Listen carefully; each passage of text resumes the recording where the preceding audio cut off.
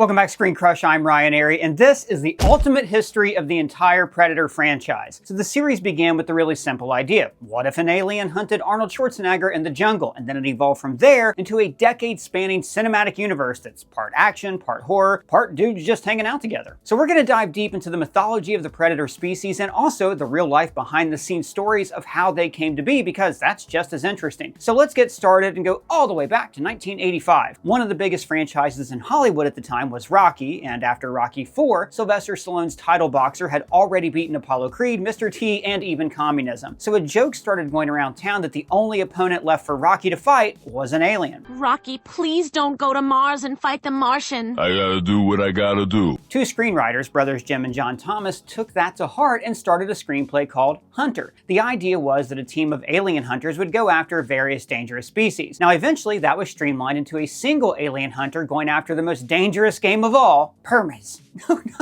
Not pumas. Man is the most dangerous game. And the Thomas brothers set the story in Central America, which was constantly in the news at the time because of its violent conflicts. Eventually, Joel Silver was brought on to produce. Now, Silver was known for his big action movies like Lethal Weapon and Commando. Silver showed the script to the star of Commando, Arnold Schwarzenegger, but Arnold didn't like that the film was basically just him versus a single alien, and that was it. The script was changed so that instead, Arnold was part of a team of elite commandos. So between Joel Silver, Arnold, and these new characters, the sci-fi horror became a hybrid. For the first half of the film, it's basically just a straight-up action war film. This actually worked in the story's favor because it reflects a major theme in the Predator series, that humans are basically violent monsters, no different than the Predators. Do you think there's too much graphic violence in Predator, you know, arms blowing off? That's funny. Not only that, but it lured audiences into thinking that they were watching another macho 80s shoot-'em-up before things go completely off the rails. It's similar to what Robert Rodriguez and Quentin Tarantino did a decade later with From Dusk Till Dawn, which starts off as a typical Tarantino crime film before suddenly becoming a gory vampire movie. Now, Predator is one of the greatest action movies of all time, and to celebrate it, we have designed this awesome new parody merch at our merch store. So to honor the manliest handshake in cinema history, we have the Dylan and Dutch. There's also my personal favorite, the Predator uses his laser to play with cats. And we also have tributes to the greatest lines from the movie, like "Get to the chopper" and "I ain't got time to bleed."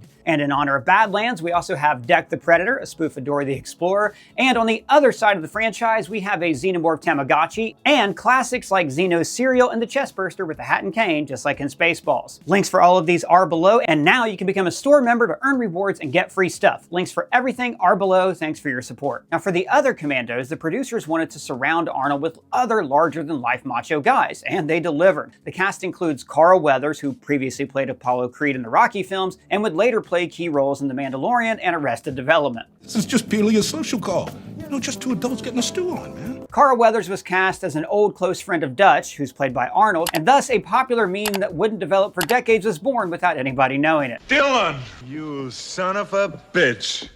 The film's cast also includes pro wrestler and former Navy SEAL Jesse Ventura, Sonny Landham, Richard Chavez, and Bill Duke, who co-starred alongside Schwarzenegger in Commando. Finally, there was Shane Black, who wasn't very muscular, but was close to Joel Silver after making millions with Lethal Weapon, a script that he wrote when he was just 23 years old. Black was also a working actor at the time, although he would eventually become the highest paid screenwriter in Hollywood. Eventually, he started directing, making films like Iron Man 3, The Nice Guys, and you guessed it, a Predator sequel. Allegedly, Joel Silver also put Shane Black in the cast to keep an eye on director John McTiernan. Now, McTiernan had never made a big budget blockbuster before, so Silver wanted to make sure that the director could deliver. He had nothing to worry about though. I mean, McTiernan would later direct The Hunt for Red October and the first Die Hard, so clearly he knew what he was doing. And speaking of, if you're into exhaustive history of beloved movie franchises, check out our deep dive into the definitive history of the Die Hard series. Technically, it's a Christmas movie. That's right, so gather your extended family around the campfire and play it from your phone this Christmas Eve. How lovely. Now back to Predator though, or should I say Hunter, because that's what it was still called. Also, the design of the Predator was very different at first. Originally, the idea was to have a giant mantis-like alien with an insect head. The alien was envisioned as having fast reflexes and lots of agility, which would allow it to be the ultimate hunter, basically an alien ninja. Now because of this, the producers hired one of the most agile actors in Hollywood, a young man named Jean-Claude Van Damme. Filming got underway with Jean-Claude hunting Arnold, Carl Weathers, Jesse Ventura, and the others in the middle of the jungle jungle while dressed as a giant bug. And for the invisible effect, the suit was bright orange to contrast against the green jungle. There were a few problems with this though. For one thing, Van Damme couldn't do any of the cool jumping and roundhouse kicking he was hired for because the suit was too restrictive. It was also really damn hot in the suit, and Van Damme complained that he could pass out at any second. He was very unhappy. Everybody hurts.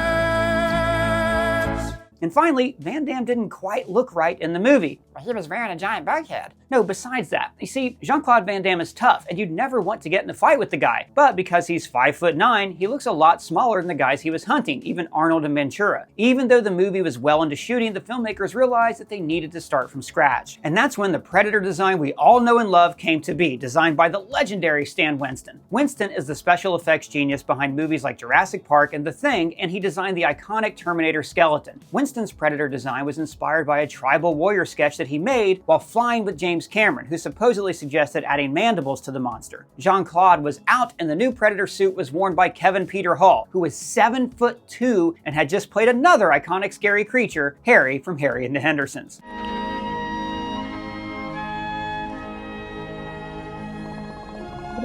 In addition to top-notch makeup and costume work, Predator also has plenty of visual effects. The Yacha are rooted in tribal hunting, but they are equipped with advanced alien tech as well. This includes a shoulder launcher which uses 3 red laser dots to aim and heat-seeking thermal vision to easily spot prey. Now, this technology is new to me, but I'm pretty sure that's Homer Simpson in the oven. He's literally stewing in his own juices. And of course, there's also the Predator's armored suit, which can be almost completely invisible. This also saved the studio some money, since many shots don't have the Predator near visible, and instead they use no special effects whatsoever. It's just a shot of a tree or something. The alien also has neon green blood, a very cool touch that the filmmakers accomplished by using whatever ungodly chemicals they use in glow sticks. Now, these effects even earned Predator an Oscar nomination for Best Visual Effects. The Predator makes a creepy clicking sound throughout the film,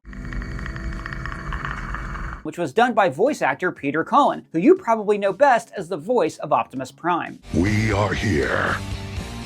We are waiting.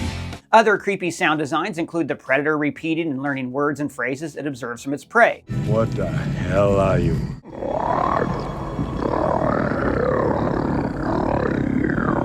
And finally, Alan Silvestri, the composer of Back to the Future, The Avengers, and many other films, was brought on to do the music for Predator. The film established a formula that several others in the series have used. The Predator stalks a group of people, often soldiers or law enforcement or other kinds of hunters in their own right, but one by one it takes them out until it has an extended battle with the last man, or woman, who's standing. Eventually, Arnold defeats the monster by combining his brawn with his brains, using mud to hide himself from the Predator's thermal vision. Defeated, the Predator uses a self-destruct sequence on his wrist to blow himself up like a form of alien seppuku. He even sends Arnold off with a creepy laugh.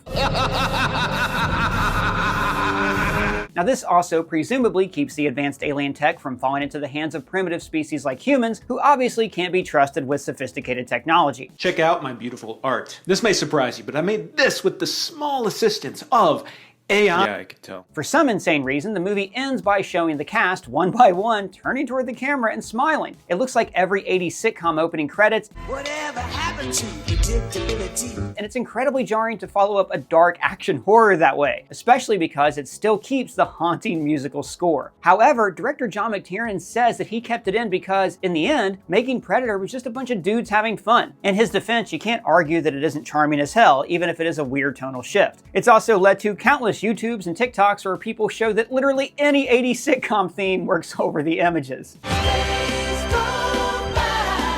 Predator was released on June 12, 1987 and was #1 at the box office. Now, while it had mixed reviews, it made nearly $100 million off a budget of less than $20 million, so 20th Century Fox immediately greenlit a sequel. They brought back composer Alan Silvestri and the original screenwriters, Jim and John Thomas, who pitched 6 different story ideas for Predator 2. Now, the one the studio went with was the idea of moving the Predator from a real jungle to an urban jungle, an exaggerated dystopian version of modern Los Angeles. The film actually takes place in the far-off future year of 1997, set a decade after the first film. Crime in Los Angeles has become out of control, especially in the middle of a brutal heat wave. Now, since the film was set in the near future, it made use of the new subway system that LA had only just built, which basically every 90s film set in the future did because the idea of public transit in LA still seemed like a sci-fi fantasy. The sequel would also expand the mythology of the Yacha and show that the Predator wasn't a psychopathic serial killer, but part of a cultural tradition of hunting. To direct, Joel Silver recruited Stephen Hopkins, who directed Nightmare on Elm Street 5. So the idea was to pair Arnold up with more of an everyman type who was part of the LAPD. However, Arnold dropped out of the film because he felt he wasn't being paid enough. And after all, at this time, he was basically the biggest star in Hollywood. So the story was then changed to focus solely on the everyman cop named Harrigan. This might have been a blessing in disguise for the franchise, though. Rather than focus on Arnold's Dutch as the nemesis of the Predators, similar to how Sigourney Weaver's Ripley was always against the xenomorphs in Alien, the Predator could be the star of its own franchise, taking on a range of different kinds of rivals with each iteration. Rather than another Predator versus the strongest, toughest soldier we have, Predator 2 showed what would happen if just a regular Joe had to face the creature. For the role, the director wanted Patrick Swayze. He also considered Steven Seagal, but Seagal wanted to play the role as a black ops psychiatrist who knew martial arts. But that's not very everyman at all. Exactly, so Joel Silver eventually brought in Danny Glover, who he worked with on the Lethal Weapon franchise. He also brought in 2 other Lethal Weapon actors for the supporting cast, Stephen Cahan and Gary Busey, as well as Bill Paxton, Ruben Blades, Maria Conchita Alonso, and Adam Baldwin. Adam Baldwin of the Baldwin brothers? Actually, no, Adam Baldwin is not one of the Baldwin brothers, but he is Jane from Firefly and Animal Mother in Full Metal Jacket. Also returning to the franchise was Kevin Peter Hall as the Predator, although to be clear, this is a different Yacha alien from the first one. That first alien blew himself up and was like dead. There's dead.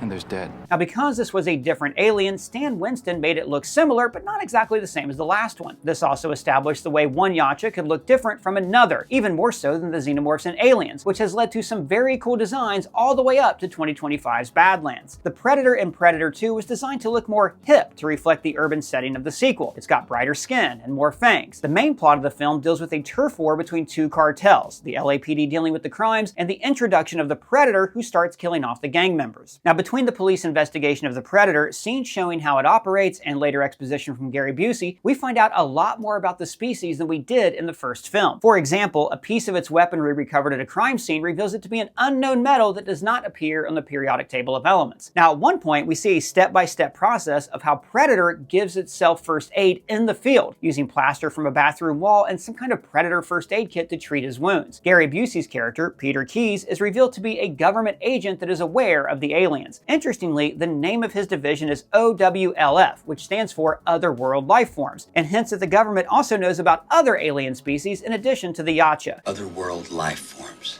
A f***ing alien. Now, there are actually deleted scenes where Keyes goes even deeper into the lore, including explicit references to Dutch, but the final film still keeps in some of the information. The novelization of Predator 2, which isn't really canon, also says that Dutch was suffering from radiation sickness after defeating the Yacha. He then escapes from the hospital and is never seen again. The novelization also shows the story from the Predator's point of view. Like, at one point, the Predator is humiliated when Danny Glover takes off his mask. Look away, I'm hideous. In the film, Busey tells Danny Glover that the government knows that they hunt for sport and mentions the events of the first film. 10 years ago, one of his kind stalked and eliminated an elite special forces crew in Central America, directly tying the sequel to the original. We also briefly see footage of Ana Gonzalez, the only other survivor from the first film. She is played by Elpida Carrillo, who is also the mother of Jaime Reyes in Blue Beetle. Now, it's unclear if the government already knew about the aliens before Dutch killed one, or if that was when they first became aware of them, although the Men in Black division of the government does return in a later film. Gary Busey and his men set up a trap for the Predator and use their knowledge against him. To hide from its thermal vision, they use insulated suits and UV lights. Now, at first, this works, as the Predator cannot find the soldiers in a cold meatpacking freezer. Suspecting a trap, just as it did in the first film, the Predator then adjusted its vision. And this is how we learned that thermal vision is just one of several frequencies its mask can be used for. Once the Predator adjusts it and can see the UV flashlights of the soldiers, he easily dispatches them. In addition to fleshing out the tech of the Yacha, Predator 2 also gives us more insight into their code of ethics. At one point, the Predator spares Detective Leona Cantrell after it realizes she is pregnant. Now, while Cantrell is an armed officer, the fetus is not, hinting that either the Predators don't like killing innocent children or just unarmed life forms in general. Unfortunately, Cantrell's partner, Detective Lambert, played by Bill Paxton, is decidedly not pregnant, so the Predator takes him out. Now, this gives the late great Bill Paxton the distinction of being the only actor ever be killed by a Predator, an alien, a Terminator, and those time-traveling squid things from Edge of Tomorrow. Now, for the climax, instead of a more direct head-to-head battle between the Predator and Arnold, we get a pretty great chase scene through apartment buildings, showing how even an everyman like Danny Glover can be a match for a Yacha. The Predator takes its signature move of blowing itself up with its smartwatch, but Glover slices off his hand before he has a chance. Glover then tracks down the Predator to what we eventually realize is a giant spaceship hiding in an LA tunnel. He fights the wounded Predator and actually kills it. Now, we should note here that this movie is pretty bloody and gory, both with red blood and the green neon blood. In fact, Predator 2 was the first ever film to receive an NC-17 rating, a relatively new rating created by the MPAA to replace the X rating, which was public domain and also made X-rated films like Midnight Cowboy sound like a porno. So because an NC-17 rating would limit who could see it in movie theaters, it was cut down and censored enough to receive an R rating. After he kills the Predator, Danny Glover's Harrigan is suddenly surrounded by several other Yacha, showing that the spaceship did not have a single occupant. Okay, who's next? Realizing there is nothing else he can do against so many Predators at once, Glover does the one thing that he can do: challenge them to a dance-off. Because this is a new dance, and it's called Predator.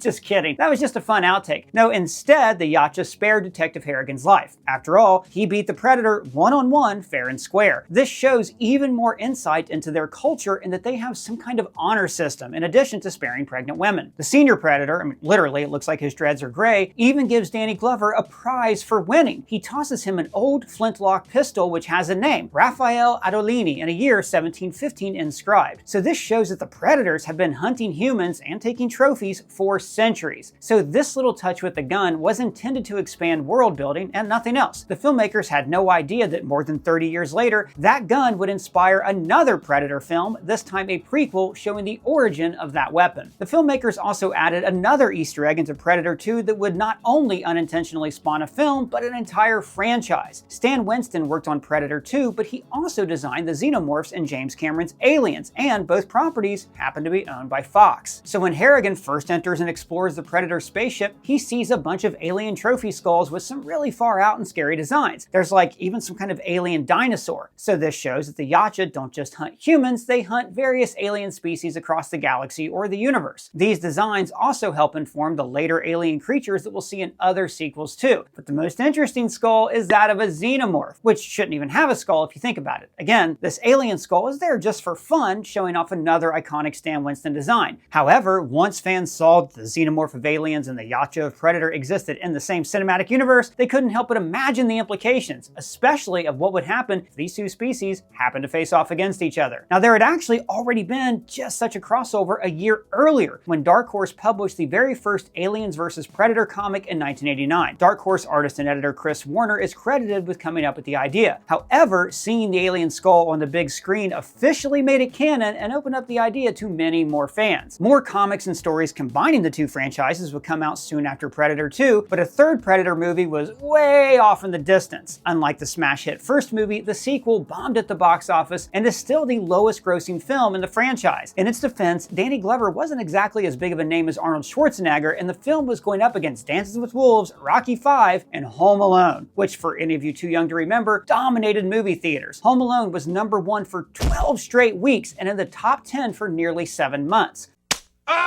Now, because the movie bombed, Fox was in no rush to make a third Predator film. While Predator and Predator 2 were released only 3 years apart, it would take 2 entire decades before the Yacha got another film all to themselves. However, in between, the Predators did return in 2 crossover films inspired by that xenomorph cameo at the end of Part 2. Now, the next film to feature a Predator was Alien vs. Predator, which was released in 2004. Producers had actually been trying to get this movie made a lot longer than that, though, especially after the AvP comics and the 1994 video game became so popular. But Fox was also working on a fourth Alien movie at this time, so they weren't in any rush. Now, a little later, James Cameron and Ridley Scott were working on an idea for Alien 5, which would eventually evolve into Prometheus, and they wanted nothing to do with the crossover. Cameron said it was corny, like Frankenstein meets werewolf, and that the concept would take this grounded seriousness out of the Alien franchise. Now, an early draft of AvP was pretty much a direct adaptation of the first Dark Horse comic, and then Paul W.S. Anderson took over the project after his success with action horror films like Resident Evil and Event Horizon. He wanted to adapt another Dark Horse AvP comic and bring in the idea of ancient aliens. In this case, the ancient aliens who built the pyramids were the Yacha, and the reason there's no evidence of them is because they would self-destruct their ships and structures if necessary. The Predators used Earth as a rite of passage for adolescent hunters called Youngbloods to graduate into true predators, ones who could presumably go off hunting on their own like the two that we saw in the first two films. Now, the trial that took place involved fighting xenomorphs, so the Predators built a temple filled with alien eggs for new predators to hunt. If anything went wrong and the aliens escaped, no big whoop because it wasn't their planet. Oh yeah, like those Airbnb guests who never treat the space with any respect, and that is why we timeshare. So Anderson set the film in Antarctica for two reasons. One, it was very hostile and looked like an alien planet. And two, it's in the middle of nowhere, so the existence of xenomorphs in the present day does not conflict with the continuity of the Sigourney Weaver films, which imply that nobody had ever heard of these aliens before. And speaking of continuity, the first actor hired for the film was Lance Henriksen, who played Bishop in Aliens and Alien 3. Anderson wanted to keep a familiar face around to establish that AvP was indeed part of the same timeline as the earlier films. Henriksen plays the billionaire owner of Wayland Industries, the same corporation that, after merging with the Japanese rival, would become the company in the Alien films. Now, the Bishop androids that we see in these earlier films were thus an homage to the original human Henriksen. Eventually, he eats it in this film, which makes him the only other actor besides Bill Paxton to be killed by a Predator, an Alien, and a Terminator.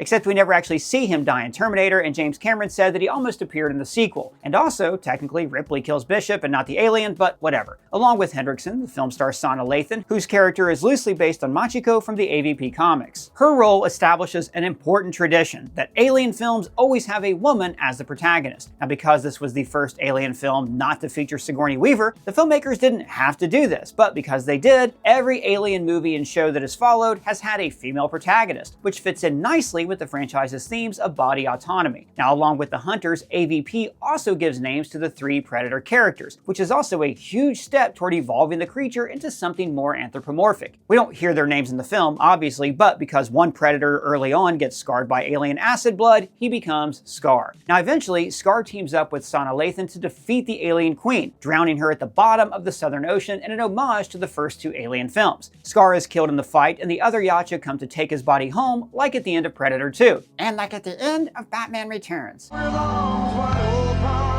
However, unlike the end of Predator 2, or Batman Returns, is that Scar's corpse has already been implanted by a facehugger. The film ends with a chest burster bursting out of his chest, and we see that this xenomorph has mandible jaws like a predator. It is in fact a pred alien. Now remember, chest burster xenomorphs take on the properties of their host. That's why the alien in Alien 3, which came out of an ox, is less bipedal. And it's also why the coolest alien action figure of all is the Mantis alien. Wait, how'd a chest burster come out of a praying mantis?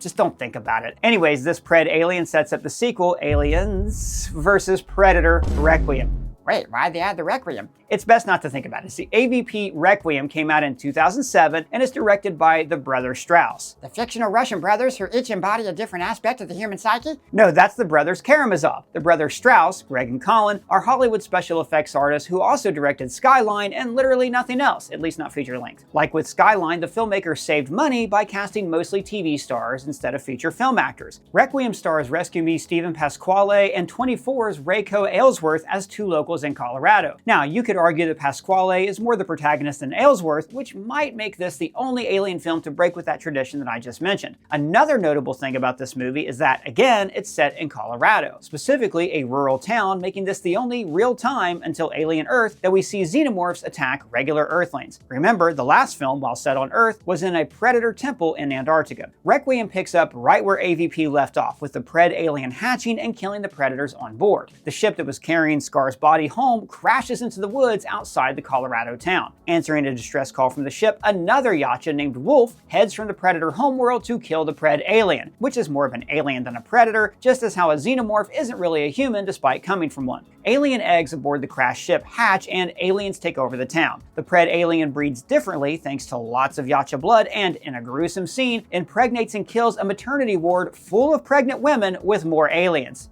Jeez. Yeah, I should mention that this is a gory movie and completely rated R. This was a direct response to the first AvP movie only being PG-13, the only movie in either franchise that was not rated R. Fans were disappointed with the concessions that a PG-13 movie has to make, which is why the studio pivoted back to an R for the sequel. Anyways, the American military ends up nuking the entire town to destroy the aliens. However, the Predator's weapon is salvaged and given to Ms. Yutani. This helps establish how her company, after merging with Weyland's, already has some knowledge of extraterrestrials. Perhaps they even use the alien tech to become the mega corporation in the future. Now, the brothers Strauss also wanted to link to the Predator franchise and have Adam Baldwin reprise his role for Predator 2, but this didn't happen. While the movie disappointed a lot of people and ended the AvP franchise, it did give us a brief look at the Predator homeworld and showed us what it would look like if an alien impregnated a Predator. So there's that at least. 3 years after Requiem, the Predator franchise got its third solo film, Predators. It's a great name for a Predator sequel considering its close connection to the Alien franchise. Remember, the sequel to Alien was just called Aliens. And the sequel to The Godfather was The Godfathers. No, it wasn't. Well, what the heck did I watch on Tubi last night? Okay. Predator was directed by Nimrod Antal, the Hungarian filmmaker who made the very cool thriller Control, as well as Vacancy and Armored. However, the script was actually written by Robert Rodriguez, the man behind Spy Kids, From Dusk Till Dawn, Sin City, and so many more great films. Dream, dream, dream, dream, dream, dream. He was also very hands-on while producing the film. Way back in 1994, while he was working on his breakout film Desperado, Fox asked him to write Predator 3. However, they deemed that it would be too expensive to make his script and they shelved it for more than 15 years. One reason it would be so expensive to film in 1994 is that it takes place on an alien planet and features multiple predators and other creatures. Rodriguez's idea was, rather than the predators go to Earth to hunt humans, they'd bring the humans to them. It's not their home planet, but like one of those places outside of town where you go paintballing, I guess. Essentially, a predator game preserve. Now, the humans don't know how they were kidnapped or transported to space, but they wake up in the middle of parachuting down to the planet. They team up and quickly realize that they're not just any humans, but they're each predators in their own right. This makes them more respectable prey for the 4 Yacha who are hunting them. Some are violent criminals, and some are soldiers, and one is Hofer Grace. Who are you? You hired him last week.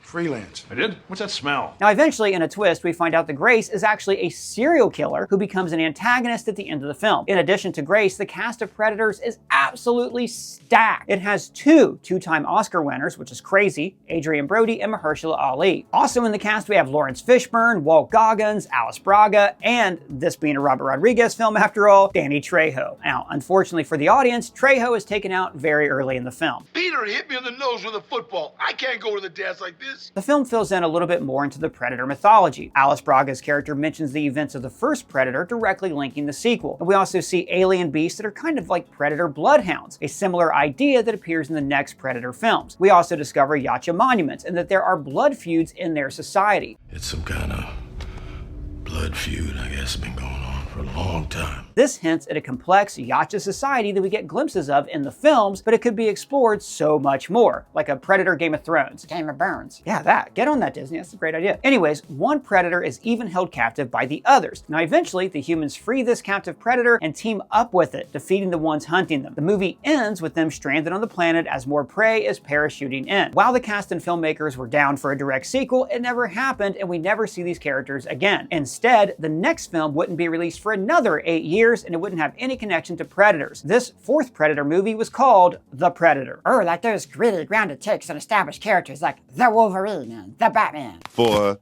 the Bart. The. Yeah, except The Predator isn't gritty, it's actually kind of a comedy. That's because it was written and directed by Shane Black, the same guy who makes serious action films and thrillers like Iron Man 3 and The Nice Guys, but then he infuses them with his trademark witty dialogue. I got you, lady. Okay. Let's go. Hey, come on. Sorry. Now, as I mentioned before, Shane Black also wasn't new to the Predator franchise, since he had co-starred in the very first film, which came out 31 years before The Predator. There's also a Hollywood rumor that he was hired to be an actor, so he would be on set to do rewrites to the script because filming occurred during the writer's strike, but that's never been confirmed. Now, the script was co-written with Fred Decker, who also worked with Shane Black when he directed and co-wrote the 80s film The Monster Squad. 50 Cent was in talks to play a major role, and Benicio del Toro was cast as the lead, but eventually he had to drop out because of scheduling conflicts. Instead, Logan's Boyd Holbrook plays the protagonist and co-stars with Olivia Munn, Sterling K. Brown, Yvonne Strahovski, and Jacob Tremblay, the child actor from Room and Good Boys. Edward James Olmos was also cast as a general, but his scenes were cut. Now, Boyd Holbrook plays an army sniper who teams up with a group of misfit military prisoners played by Trevante Rhodes, Keegan-Michael Key, Thomas Jane, and Alfie Allen. This group provides much of the film's humor, although characters like Sterling K. Brown also have Shane Black's patented quirky personalities. When this is over, you and me, we're gonna dance. Got my shoes all picked out. All right. Brown plays the head of a CIA Black Ops division called Project Stargazer, which knows about the Yacha and is tracking them. In the books, it's also revealed that Stargazer is made up of disavowed agents and soldiers, which makes them less ethical than other government agencies. Well, we took a vote. Predator's cooler, right? It's also strongly implied to be evolved from the otherworldly lifeforms division that we see in Predator 2. In fact, Jake Busey plays Sean Keyes, a Stargazer scientist. Now, Jake is the real-life son of Gary Busey and plays the son of Busey's character Peter Keyes, who was killed by a Yacha in Predator 2. Now, this directly sets the film in the main Predator timeline. Shane Black says it takes place between Predator 2 and Predators. Now, that's odd though, since the third film came out years earlier, but nothing contradicts either film taking place before the other, since Predators occurred entirely on an alien planet. Yeah, but didn't Predator 2 take place in like a dystopian future? Well, that's a good point, and you can mostly hand-wave that away. It's a dystopian future that took place in 1997, over 20 years earlier than The Predator. And while it was a few years in the future, we don't see too much advanced tech, other than like the cops having laser sights on their pistols. And hey, who wasn't obsessed with laser pointers in the 90s, am I right? Oh, it's in your eye now.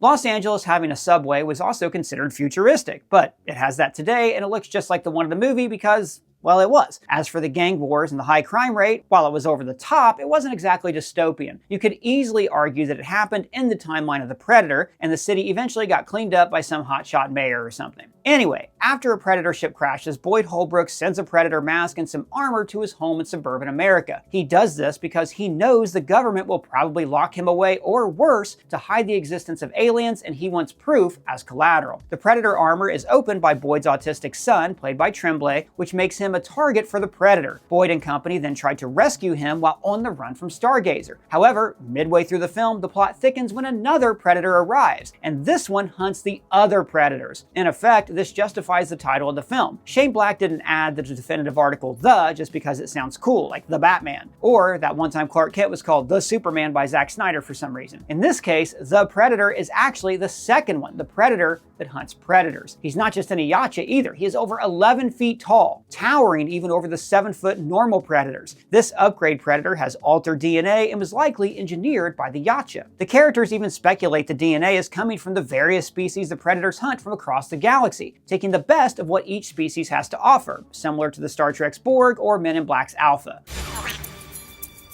Bad boy.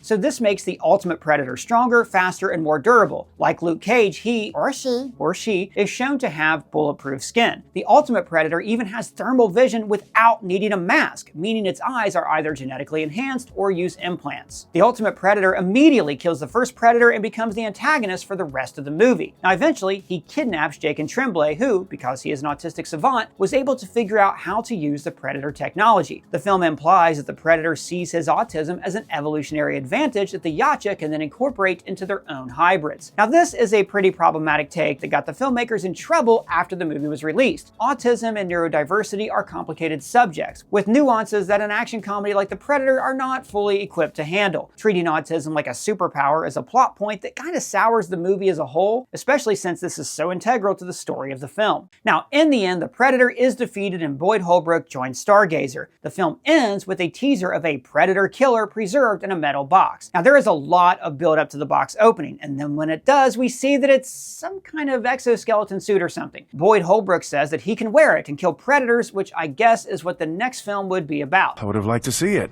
Now, if this sounds kind of ho-hum, that's because it was kind of a tacked on ending. There was a more complicated subplot about a war with the Predators and the Ultimate Predators, which involved Edward James Olmos' scenes. The original ending was supposed to have a chopper land, and then Arnold Schwarzenegger's Dutch would come out and tell Boyd Holbrook and Jake and Tremblay to, well, you know, Get to the chopper! Arnold turned down the role though, saying he didn't like the script and that his role was too small, which is an odd choice since the scene was clearly setting up a sequel with a much bigger role for him. It may have also conflicted with his filming for Terminator Dark Fate. Now another alternate ending was actually filmed, and this one was very similar to the ending we got. However, when the box opens, instead of an exosuit, it reveals Ellen Ripley from the Alien franchise. Her face is covered with a breathing mask that looks like a mechanical face hugger, and Ripley is played by stunt woman Brianna Watkins. Now this would have involved time travel and set up a third Alien vs. Predator movie, and possibly even brought back Sigourney Weaver, but instead we got the exoskeleton armor that we've seen in 100 other films. Another connection to the franchise would have been the appearance of actress Francoise Yip in a non-speaking role known as the Tracking Supervisor. Now, while this scene did get cut and Yip's role was replaced by another actor, her name still appears in the end credits scroll. Now, Yip played Ms. Yutani in AvP Requiem 11 years earlier, but this almost certainly was not related. Now, along with expanding the Predator mythology with the Ultimate Predator in either Larger Wars for Earth or a Yacha Civil War, we also got more Predator hounds. Now, these hounds aren't exactly like the ones we saw in Predators. They're basically giant dogs with the Predator's trademark dreadlocks. Black originally wanted to have Predator spiders and Predator hybrids with multiple arms. Now another connection is to a movie that wouldn't come out for another 6 years. We see the idea of a pod preserving a warrior worthy of fighting the Predators. In this case, Ellen Ripley in Predator: Killer of Killers. But before we get to that, there is one film in between these two. Man, this franchise just don't die, does it?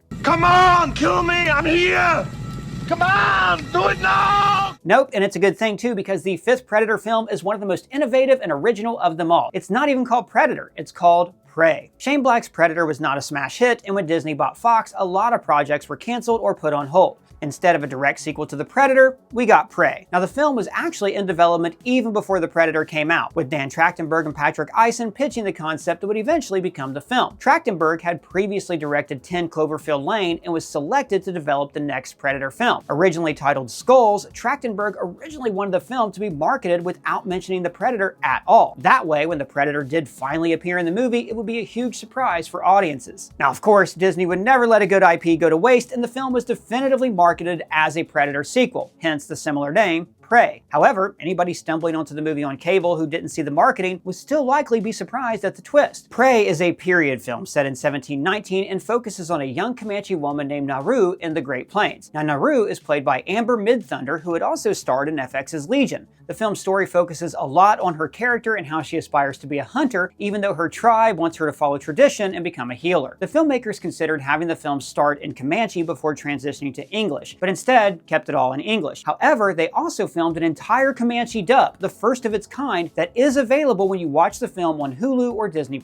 She goes on a hunt involving a cougar and later a grizzly bear, with only a few tiny hints foreshadowing that there is an alien who is among them. Eventually, the Predator is revealed, killing off both Comanche and French traders. Now the French interpreter, Raphael Aldani, is also killed, but not before giving his flintlock pistol to Naru. The pistol is actually the same pistol that we saw at the end of Predator 2, which came out 32 years before Prey. The pistol the elder Predator gives to Danny Glover has Raphael Aldani's name on it, as well as the year 1719. Now Naru eventually beats the Predator one-on-one, similar to the structure of earlier films, especially that first film with Arnold. Unlike Arnold, Naru only has early 18th century technology at her disposal, making this a true David versus Goliath kind of fight. Like the Ewoks fighting the Empire. Exactly. After Naru defeats the Predator in battle by turning his own tech against him, she returns to the tribe and is named War Chief. And she still has the flintlock pistol, which begs the question, how did the elder Predator have it at the end of Predator 2? Now we might get a hint of how in the end credits, which depict the events of the film through indigenous ledger art. This art also portrays 3 more predators descending down on the tribe, perhaps to avenge the death of the one that Naru killed. You could surmise that they came down and killed Naru and took the flintlock as a trophy,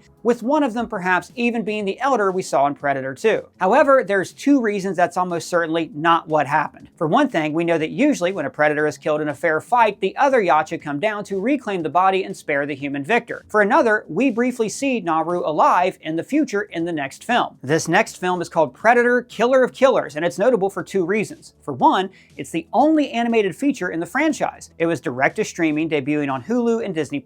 Now this follows Prey, which was also direct-to-streaming. The second reason Killer of Killers stands out is that, also like Prey, it's directed by Dan Trachtenberg, who co-wrote the film with Miko Robert Rutter. Now this makes it the first time a director has done more than one Predator film, let alone back-to-back. Now while Predator creators Jim and John Thomas did write Predator 2, they did not have the creative control that Trachtenberg has, making him really the first filmmaker to outright make another Predator film. Trachtenberg then went on to make a 3rd Predator movie, essentially taking over the franchise, similar to what Christopher McQuarrie did with the Mission Impossible franchise or David Yates with Harry Potter. Prey was a huge critical hit, with many praising its stripped-down structure compared to movies like The Predator and AvP, as well as its elevated storytelling and direction, including Amber Midthunder's great performance. Now because of this, and the fact that Disney might handle franchises differently than Fox, we're now getting multiple Predator movies from the same filmmaker. Killer of Killers isn't a direct sequel to Prey though. Instead, it's essentially an anthology film comprising 4 stories. The first 3 take place in very different time periods and feature the typical stories we know, where a predator takes out a group of warriors before facing 1 or 2 final survivors. In this case, we get 3 protagonists, a Viking named Ursa, a samurai named Kenji, and a World War II pilot named Torres. Now because these are all period pieces, they are spiritual sequels to Prey, showing how different warriors of different cultures handle being hunted by a predator. The 4th and final vignette though is the most interesting because it brings all 3 together on an alien planet. Now because they're from centuries apart, this means that the predators have the technology to keep humans alive in suspended animation for hundreds of years. The 3 are essentially gladiators who are forced to fight to the death in a giant arena for the amusement of the Yacha. The winner is supposed to then fight the leader, who may be the president of the predators or perhaps a local warlord. It's hard to say. Although it's probably a warlord of like a desert tribe, similar to how the Harkonnen arena scene isn't exactly a representation of the culture that we see as a whole in the Dune movies. The 3 humans don't speak the same language, but they eventually team up and refuse to fight one another.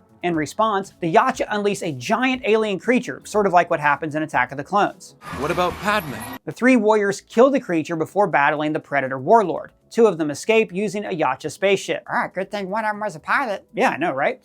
Lucky. Speaking of which, Michael Behan provides the voice of another World War II pilot in this film. That's a fun little connection to the wider Aliens Predator universe as a whole, since Behan played Colonel Hicks in Aliens. Anyways, the 3rd warrior, the Viking Ursa, sacrifices herself to let the other 2 escape. She doesn't die though, she is merely captured and put back into suspended animation. Now, here's where things get interesting. In the original film, after she's put back in stasis, we see there are also chosen warriors who are also kept in suspended animation. That includes Naru, Amber Midthunder's character from Prey. Remember, Ursa is from over 1,000 years ago, so Naru being frozen since the 1700s isn't that big of a deal for the Yacha. Even more exciting is that an extended version was released, which shows that, in addition to Ursa and Naru, Arnold Schwarzenegger's Dutch and Danny Glover's Harrigan are also being kept in suspended animation. Now this is a huge plot twist for the franchise. Basically, anyone who has survived a Predator film, whether it's Adrian Brody or Jake and Tremblay, could be brought back for more movies. You could even use the original actors. I mean, who's to say that Danny Glover's Harrigan wasn't abducted decades after the events of Predator 2? Yeah, it's not really fair they've been captured though. I thought if you beat a predator in battle, they spared your life. Well, that's true, but remember, we still don't know much about the Yacha society. It may not be this monopolistic one-world society. It could be made up of several different independent tribes or nations, just like planet Earth. Perhaps the warlord we see in Killer of Killers plays by his own rules and is kidnapping the Earthlings against the wishes of the other predators. And this would play right into Shane Black's idea of a predator war, with ultimate predators hunting down their own kind. And remember, at least one predator was being held captive by others in Robert Rodriguez's Predators. Now, because Dan Trachtenberg is behind Killer of Killers and other Predator films, he's more likely to tie this entire franchise together. It's going to be exciting to see how characters like Naru, Dutch, and Harrigan are used in future Predator stories. I mean, for all we know, they they might appear in Trachtenberg's third film, Predator Badlands. And that's because when we made this video, the film had not come out yet. But Trachtenberg has said that he has future plans for Nauru, and it would be weird if those plans were just an animated cameo of her in Stasis. Yeah, that would literally be suspended animation. Very good. Now there's also a tie-in prequel comic to Predator Badlands that expands upon the story. Now we'd get into that, but there are countless comic books, novels, and novellas set in the Predator universe with varying degrees of canon. If we were to go through all of them, we would be here all day, and Doug's got judo practice tonight. I am a third-tier brown belt. But there are a few more that we should definitely mention. For example, the very first Predator comic, which was published by Dark Horse. Now Dark Horse is actually behind most of the Predator comics. The first comic was released in 1989. It was called Concrete Jungle. Concrete jungle where dreams are made of. There's nothing you can't hunt and kill. Now Concrete Jungle is essentially Predator 2 set during a heat wave in a big city. Unlike Predator 2 though, the city is in New York. In New York! You done yet? Yeah, sorry. Instead of Danny Glover, the cop is Detective John Schaefer, the brother of Arnold Schwarzenegger's Dutch. John becomes a protagonist in a few other Predator comics over the years, including both Dark Horse comics and newer Marvel books, including one that's published nearly 35 years after the first, 2004's The Last Hunt. Other notable Predator comics include stories about predators hunting inmates inside a maximum security prison, a team of mercenaries who hunt predators, and also Big Game. Set in present day, Big Game is about a Navajo American soldier named Enoch Nakai who faces off with the same predator his great-grandfather encountered 75 years earlier. As mentioned before, Dark Horse also published Alien vs. Predator comics between 1989 and 2020. Now this wasn't the only Predator crossover either. The Yacha have crossed over with all kinds of IP, including an Alien vs. Predator vs. Terminator story that was also a direct sequel to Alien Resurrection. Predators have also had run-ins with multiple superheroes too, including Batman, Superman, and Judge Dredd. With Dredd, you have futuristic sci-fi stories, and there are a lot of plot mechanics to make a Superman-Predator fight more fair, but Batman vs. Predator offers stories closer to what we've seen in Predator 2. Some of the stories are set in Gotham City during a heat wave and incorporate interesting characters and ideas into the plot. For example, in Batman vs. Predator 3, a Predator kills all of Mr. Freeze's henchmen, but spares Freeze himself. Why? Because with his thermal vision, it couldn't see Mr. Freeze. Now another crossover I can't go without mentioning is Archie vs. Predator. Stay out of Riverdale. The first issues were published in 2015, with AvP, the A standing for Archie, Part 2, coming out in 2019. Spoilers if you want to read it, but Archie is killed by the Predator who has a crush on Betty. Now eventually, Betty turns Predator into a new Archie. Even Tarzan's had to fight a Predator or two. So now that Disney owns Fox and also owns Marvel, we're also getting Predator crossovers with Marvel characters like Wolverine and Black Panther, as well as Spider-Man. Please don't put your eggs in me! In fact, the Yacha have battled all of Marvel's characters because in 2025, Marvel published Predator Kills the Marvel Universe. In this crossover story, a Predator King, equipped with vibranium-enhanced weapons, makes all of Earth its hunting grounds. It's basically Marvel Zombies, but with Predators. Jeez, where's that animated Disney series? Right? So in addition to Predator comics and novels, there are also a ton of Predator video games. The first was, naturally, based on the first movie and came out in 1987 as an action side-scroller. You could play it on systems like the NES, Atari ST, and Commodore 64. Predator 2 also had a video game, but it was a rail shooter and not a side-scroller. A Predator 2 game also came out for the Sega Genesis and Game Gear. So the next game to feature the Yacha was Alien vs. Predator, the Super Nintendo game I mentioned earlier that was many people's introduction to the crossover. In the game, you play as a Predator and, because it's a beat-em-up, you beat up alien xenomorphs. It's also interesting that in AvP Comics, the Predators are always the good guys. Now the aliens, for the most part, are almost always universally portrayed as mindless killers at worst or evil, plotting, intelligent killers at best. The game is also interesting because of its surprising level of world building, which isn't canon, but nevertheless it's cool. It takes place in the futuristic city of New Shanghai on the planet Vega 4. Construction workers accidentally hatch the buried alien eggs and the xenomorphs take over the entire city. A distress signal is sent out, which a Predator ship responds to. Bosses include a gorilla alien, a bat alien, a snake alien, and even a dolphin alien.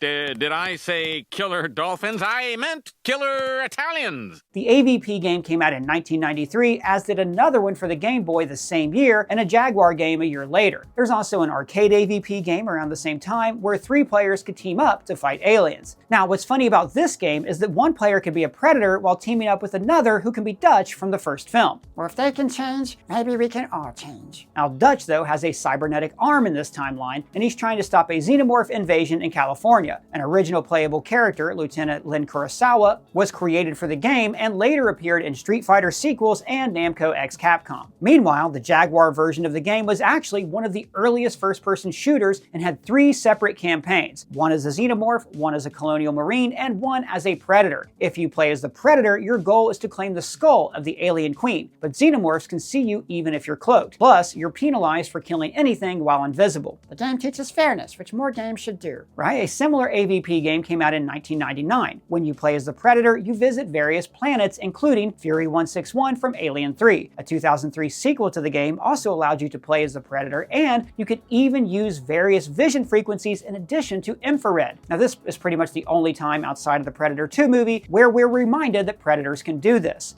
And the list of AvP games goes on, including mobile games, arcade games, handheld options like for the PSP, VR, and of course PC and consoles. Just as there was a big gap between solo Predator movies between 2 and 3, there was also a big gap in solo Predator games around this time. A mobile Predator game in 2004 was actually the first since 1990's Predator 2 tie-in. Then a game titled Concrete Jungle came out for PS2 and Xbox in 2005. It starts off in the 1930s and has the Predator facing off with the Mafia, basically making him the Punisher with dreadlocks. The game also features a Predator-human hybrid, which is something we haven't seen in the movies yet. The game also features the concept of Bad Bloods, predators who are exiled from their clan because they showed dishonor in some way. And finally, there was Predator Hunting Grounds, which came out in 2020 for PS4 and PC, but it's also a current-gen game as well. It's notable because it brings back 3 actors from previous movies: Alice Braga from Predators, Jake Busey from The Predator, and yes, Arnold Schwarzenegger from the original Predator. The game is an asymmetrical multiplayer like Dead by Daylight or Friday the 13th. 4 players are the humans and 1 is the Predator hunting them. It's also the first time in any of the video games since 1987 that you can play as a female Yacha, something that would also be cool to see in the movies. In addition to the video games, there's also an Aliens Predator card game, some RPGs, and some board games, including an AvP version of Clue, which is hilarious. It was the ultimate predator in the jungle with a razor disc. And while this isn't a game, there are even some teams called the Predators. I don't mean like the Nashville Predators in the NHL either, which use a saber-toothed tiger logo. I mean actual Predators, with the team showing Yacha wearing football helmets and stuff like that. Obviously, these are more minor league and unofficial teams, but now that Disney owns the IP, it would be cool if we got a pro-level Predators team, like how the company literally made the Anaheim Mighty Ducks. Oh yeah, they could also make an Aliens team, and if we're lucky, we get Aliens versus Predators in the Super Bowl. That would be sick. High five.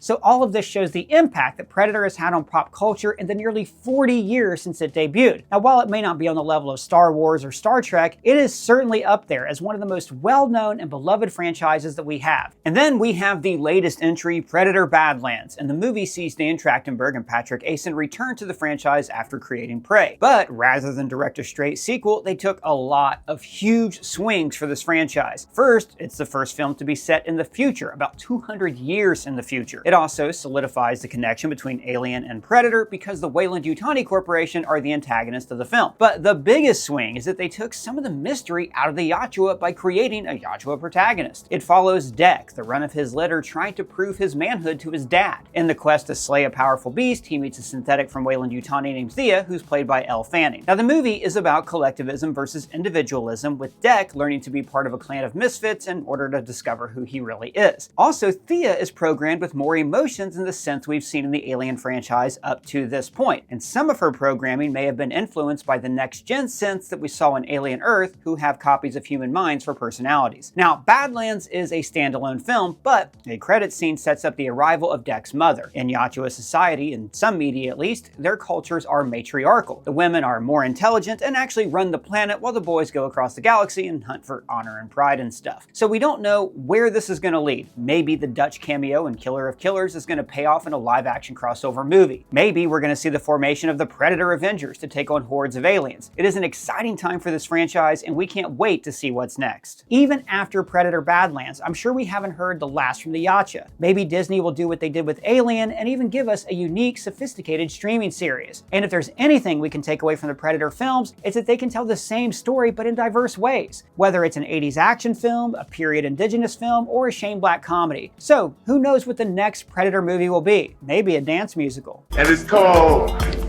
Predator.